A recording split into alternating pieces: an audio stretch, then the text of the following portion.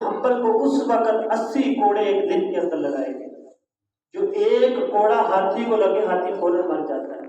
امام احمد بن حنبل کو جب کوڑے لگے تو لوگوں نے ان کی لاش کو اتارا، زندہ تھے ابھی، ان کی ہڈیوں کو ایسے اٹھایا جسم کو تو ہڈیاں ایسے لٹکی ہوئی، سارا ڈھانچہ بن چکا۔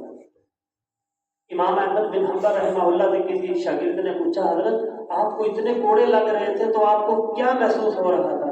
فرمایا جب مجھے پہلا کوڑا لگنے لگا تو میرے سامنے اللہ رب العزت کا دیدار ہونے لگ گیا، سامنے میرا رب تھا، مجھے پتہ ہی نہیں تھا میرے ساتھ کیا ہو رہا تھا۔ یہ تو جب مجھے اتارا گیا مجھے پتا چلا کہ میرے ساتھ یہ ظلم ہوا۔ کہتا جب تک مجھے کوڑے لگتے رہے میں اپنے رب کا دیدار کرتا۔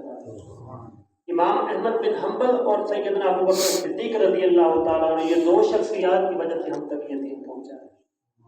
قرآن پاک اس کی سورت فاتحہ ہے، اس کا قرآن پاک سے تعلق نہیں ہے، 30 پاروں سے کوئی تعلق نہیں۔ یہ سورت جو فاتحہ ہے یہ تمام قرآن پاک کا خلاصہ ہے۔ آج میں آپ کو پورے قرآن پاک کا خلاصہ 1-2 منٹ کے اندر سمجھا دیتا ہوں۔ کوئی بندہ پوچھ لیتا آپ لوگوں کا قرآن پاک ہے تو اس کا خلاصہ آپ کو یاد ہے تو اس کو یہ بتا دیا کرو سورت فاتحہ پورے قرآن پاک کا خلاصہ ہے۔